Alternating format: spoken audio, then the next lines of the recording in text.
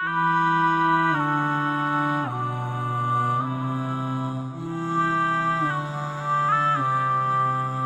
on. These relationships that you think are so awesome, and you know why and I'll fill you in a little. I'll fill you in, especially the teenagers in the audience, and the young people in the audience who kind of just recently kind of shot an email and somebody emailed them back and a little Facebook thing happened, and a little wink and a little hee there in the playground, even though it's a separate school, but in recess you saw each other like and like a little bit of that happened. Let me just fill you in a little. All of this is a product of low self-esteem. You think you're ugly. So if a guy thinks you're cute, you're like, really? I'm beautiful? You have low self-esteem. You think nobody's gonna like you, nobody's gonna want to marry you, and all of that stuff. And on the other hand, the guy, we don't have good friendships and good relationships, and we're looking for something. And most of the guys, I don't have to tell you what's going on in your head. You and I have ijma' on this issue. The things that go on in our head. There's no reason for me to explain all of that to you. But just because you have raging hormones and you're like daydreaming about girls and things like that, it doesn't mean that you're in love. It just means that you haven't controlled your temptations yet. And you're ruining somebody's life. You're ruining an entire family. You realize what you're doing? And you call it love? You tell me if she was like 50 pounds fatter, you still be in love? Because she's the same person, same ruh inside her jasad, right? If she was a burn victim or something, if her hand burnt off, or her ear was missing, you still be in love? Or you find somebody else to love all of a sudden? And if you can't answer that question honestly, then come on, you're not in love, you're just hormonal.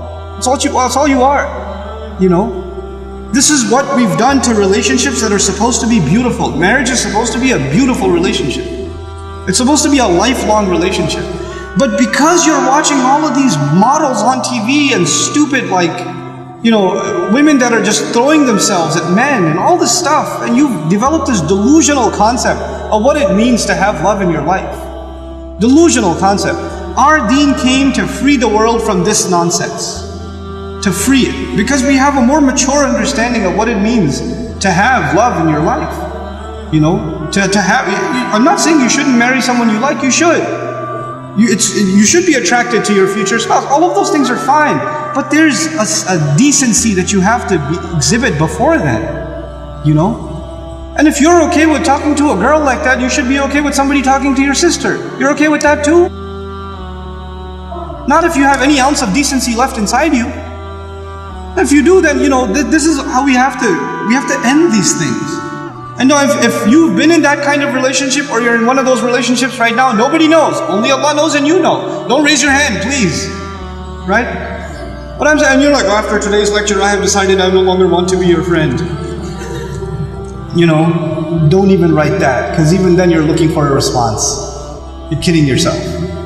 And then you're checking, did she write back? Yes, we should no longer be friends. And then you'll write back, you're right, we really shouldn't be friends anymore.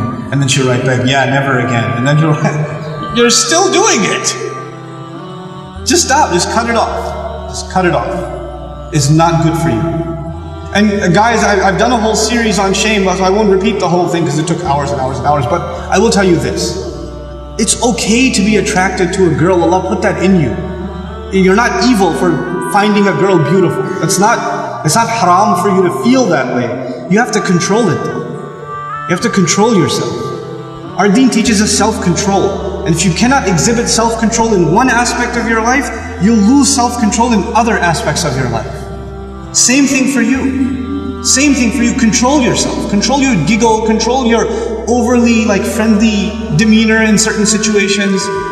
Don't be oblivious to, don't say we're just friends, or he's like a brother to me. If he ain't your brother, he ain't your brother. That's it.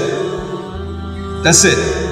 Either he's your brother, you share a mom, or he's not. And that's the end of it.